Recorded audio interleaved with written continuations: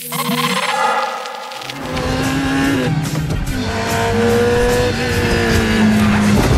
there's contact!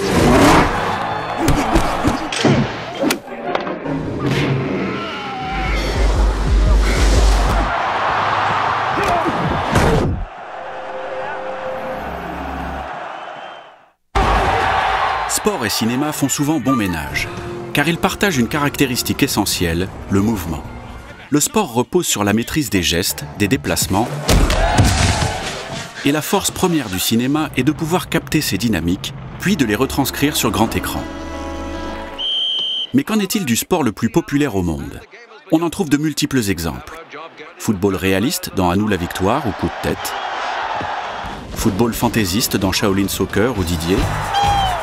Football arty dans Zidane, un portrait du XXIe siècle.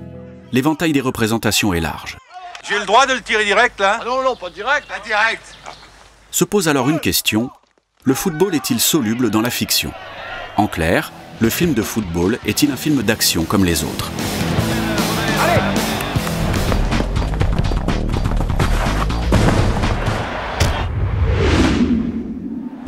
Oh putain! Très très bel arrêt, genre, hein? L'arrêt du cul, net, propre, sans bavure, non, un geste technique réalisé avec beaucoup de technique.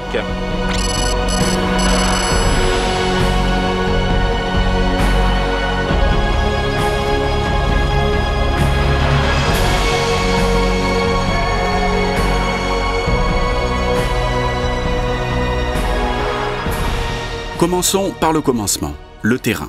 Le football, comme les autres sports, peut être vu de deux façons, dans un stade ou à la télévision.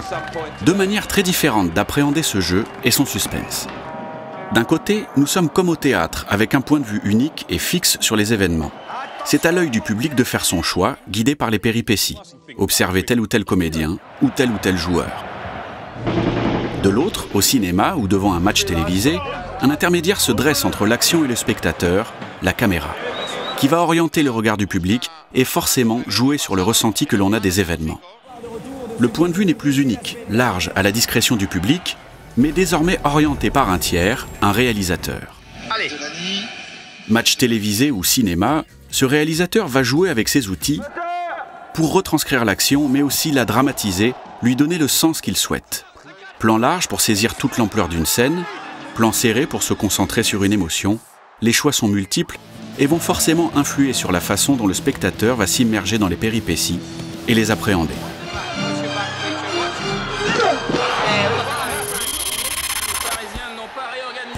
Pour comprendre comment le football est représenté au cinéma, il faut déjà comprendre le football en lui-même. Et pour saisir sa particularité, on peut le comparer à un autre sport collectif, très présent dans la fiction, le foot américain, qui se construit sur une ligne de front facilitant la compréhension de l'opposition, sur des actions fractionnées et explosives, et sur un affrontement physique percutant. Ce sport, alternant scènes de discussion tactique et courtes et intenses scènes de jeu, est alors facile à fictionnaliser, très cinématographique, évoquant autant une guerre de tranchées qu'une bataille de rue. S'il est donc plutôt aisé de reconstituer un touchdown, cela devient plus compliqué quand il s'agit de saisir le tempo particulier d'une rencontre de football, avec des joueurs répartis sur tout le terrain, des déplacements ininterrompus, dans un jeu privilégiant l'évitement. Beau travail de DJ là qui part tout seul là. Et entre phase d'observation et d'accélération, difficile de coordonner les mouvements continus de 22 joueurs et donc de reconstituer des actions précises. Attention, l'appel de balle! Et sortie de Barthès! En 1974, pour Coup de tête, Jean-Jacques Hano embauche Giroud, entraîneur d'Auxerre, en tant que conseiller football. Et ce dernier explique bien les problèmes auxquels ils ont été confrontés. Il y avait une action que j'avais inventée où l'arrière droit montait exactement ici. On lui donnait la balle, il centrait. Il y avait un arrière qui dégageait dans le tibia de Patrick Devers et la balle allait dans les buts. Jean-Jacques Hano, il dit allez, on fait un essai. Et il met son œilleton là, je ne sais pas comment ça s'appelle. Je lui dis vous devriez mettre une caméra quand même là-dessus. Parce que si par hasard on réussissait votre truc, il vaudrait mieux l'avoir dans la boîte. Non, non, ça va, je regarde d'abord. J'ai dit Jean-Jacques, le foot, ça c'est très dur. Faudrait... C'est moi le metteur en scène, c'est pas toi. Bon, d'accord. On tourne l'action, l'arrière monte, c'était Lucien Denis qui habite toujours Auxerre. Il fait le centre, L'arrière de mon équipe B dégage dans le genou de Patrick Devers et ça va dans la lucarne. Mieux que ce qui était demandé. Formidable. Il dit alors maintenant on y va. On en a fait 35. On n'en a pas réussi une seule. Jean-Jacques Hano est donc obligé de recréer l'action voulue au montage avec des plans de coupe, un ralenti artificiel et le résultat tient plus du bricolage que d'un véritable travail de point de vue sur la scène. Et ce choix de découpage en plans très courts tranche d'avec la représentation habituelle du football dans laquelle le plan large et long domine. Allez, la volée, il faut la tenter. Oui, il l'attend. Ce point de vue télévisuel éloigné englobe toute l'action, tous ses paramètres. Attaquant, défenseur et positionnement, et permet donc de comprendre le jeu. Dans un match en direct, les plans rapprochés et le montage fractionné n'arrivent qu'après l'action pour capter des célébrations, des émotions ou insérer des ralentis. Au cinéma, par contre, ces plans rapprochés sont utilisés plus systématiquement sur l'ensemble des séquences de jeu. Ainsi, de À nous la victoire à Goal naissance d'un prodige en passant par 3-0, le football fictionnel mise essentiellement sur une multitude de plans rapides avec plusieurs angles de prise de vue. Cela permet de rythmer les scènes, de les dramatiser aussi. Mais, en oubliant la vision d'ensemble, ce choix de mise en scène laisse malheureusement hors champ la nature même de ce sport, le jeu collectif. En poussant un peu plus loin cette réflexion, on pourrait alors dire que ce n'est que lorsqu'il réussit à capter une action en un seul plan que le football cinématographique prend une réelle ampleur, devient visuellement intéressant, quand il prend en compte le mouvement global. Peu importe que cela soit traité de manière réaliste, comme dans À nous la victoire, ou complètement fantaisiste, comme dans Shaolin Soccer. Dans ces deux cas, avec le plan continu, la captation se focalise sur le cœur du jeu, le ballon.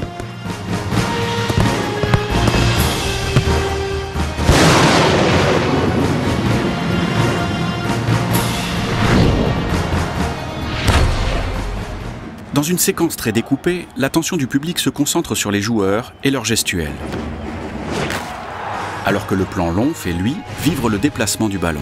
Et c'est bien ce ballon qui est le principal protagoniste d'un match, et non les personnages qui doivent le contrôler. C'est dans ces déplacements, dans les passes, que se trouve l'essence du football. C'est ce que l'on veut voir jusqu'au bout, jusqu'au but. Sans ballon, la confrontation sportive n'existe plus. Même si la poésie du jeu peut toujours réunir des passionnés, un peu imaginatifs.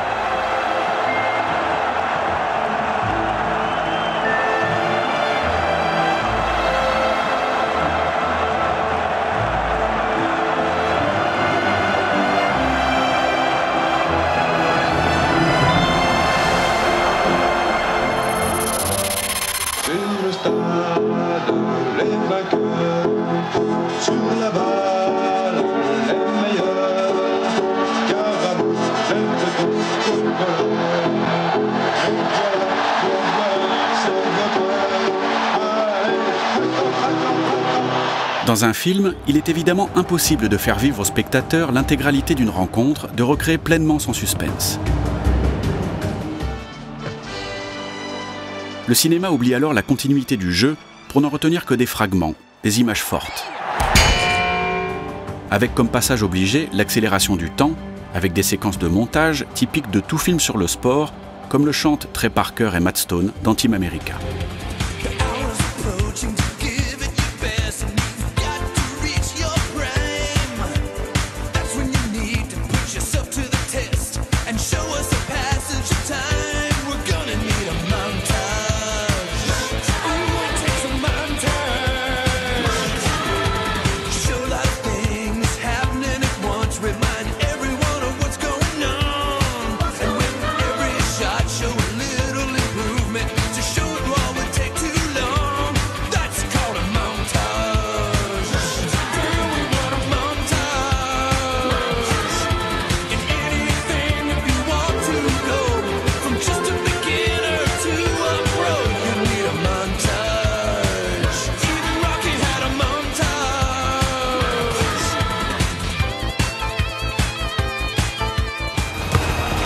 Le traitement du football fictionnel est ainsi très différent de celui du football réel. Comme tous les autres sports ont leur spécificité quand ils se retrouvent sur grand écran. Un match de boxe ou une course de voiture reconstituée dans une fiction ne joue pas forcément sur des références télévisuelles, rencontres ou Grand Prix, mais sur des références plus cinématographiques. Les poursuites existent au cinéma depuis les origines, les combats de rue aussi.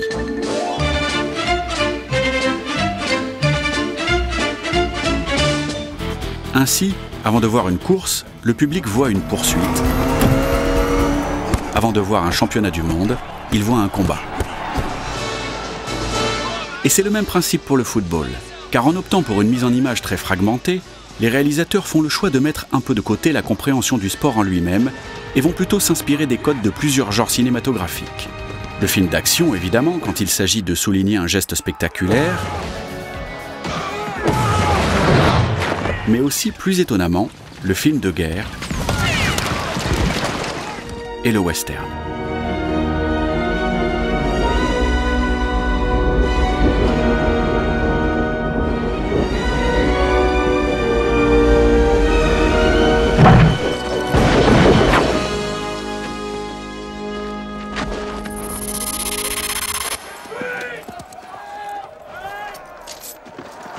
Quel lien y a-t-il entre les grandes batailles de Braveheart et les scènes de foot de À nous la victoire? Les deux jouent sur l'alternance entre plans larges de foule et plans rapprochés sur des individus, sur des actions précises. Difficile de faire vivre une bataille homérique ou un match tendu sans l'incarner dans quelques personnages clés. Coup d'épée ou petit pont, il en ressort des individus forts et non un collectif. C'est le principe de la métonymie. Il faut un héros, une figure marquante. Plutôt que la dimension tactique ou stratégique, les films de guerre ou de football préfèrent se concentrer sur la difficulté physique de l'affrontement. Et la mise en image cherche alors à nous immerger dans la subjectivité des personnages, leurs sensations.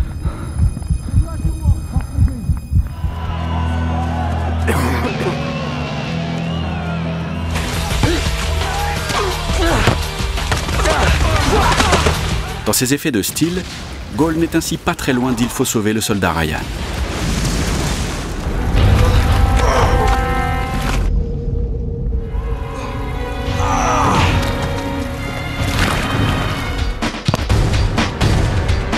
Et forcément, en se focalisant sur des face-à-face et donc sur des duels, ces films se rapprochent d'un autre genre, le western.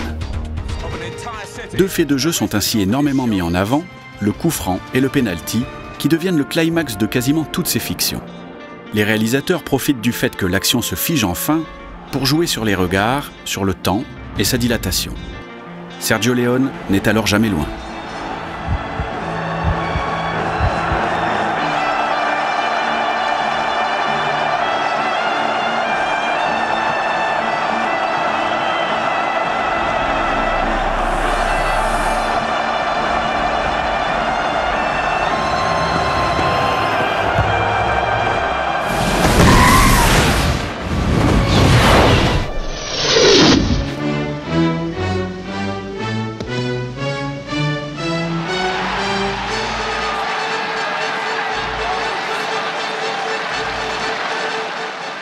Cette façon de filmer le football, dans laquelle l'émotion prime sur le jeu et l'exploit individuel sur l'esprit d'équipe, semble alors s'inscrire en contradiction avec l'essence collective de ce sport.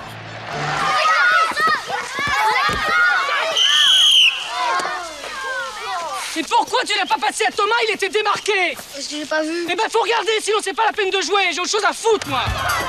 Le film de foot serait-il une négation du foot? Pas loin. Pourtant, tous ces films se drapent de beaux discours.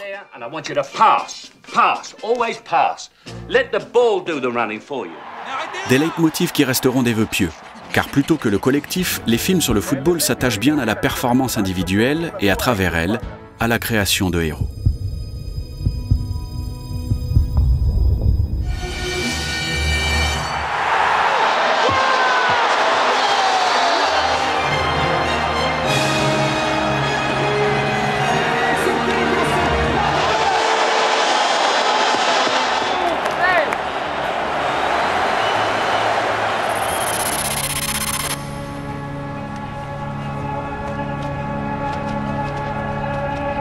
Un film pousse dans ses retranchements cette logique individuelle, Zidane, un portrait du XXIe siècle. La captation d'un match pour lequel les 17 caméras sont concentrées sur un seul joueur, en oubliant tous les autres. Un documentaire, certes, mais plus proche de l'œuvre expérimentale que d'un reportage comme Les yeux dans les bleus. Ces deux films jouent sur l'immersion, mais de façon très différente. L'un plonge dans le quotidien d'un groupe, loin des matchs, l'autre dans le ressenti intime d'un joueur sur le terrain. Zidane, un portrait du XXIe siècle, reprend les mêmes codes visuels que les fictions sur le football. Longue focale, plan court, montage rapide, gros plan, en les appliquant au réel de manière radicale. Le résultat est aussi étrange que passionnant et montre bien toute l'importance des choix de mise en image. Télévision ou cinéma, nous avons affaire au même match, à la même matière première. Mais d'un côté, c'est le jeu qui importe, où est le ballon, qu'en font les joueurs, les déplacements sont au service d'un objectif concret, marqué dans la cage adverse. De l'autre, par contre, tout cela est mis de côté. En ne laissant à l'image qu'un seul joueur, en passant en boucle un même geste sous différents angles, l'action est déconnectée de sa finalité.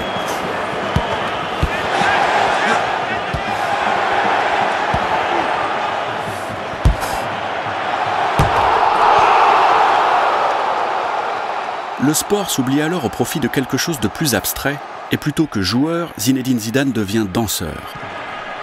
Plus que la science tactique du joueur et de son équipe, on observe sa gestuelle. On décrypte ses émotions, on ressent sa solitude. Un point de vue fort qui éclaire sur la façon dont un joueur peut ressentir et vivre un match, en mettant de côté le match en lui-même.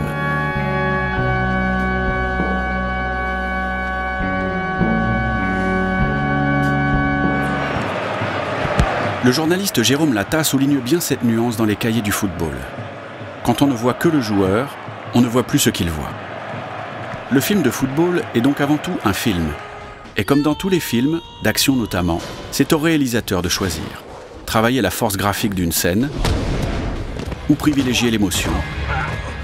Mettre en avant un joueur ou le jeu, tout est question de point de vue.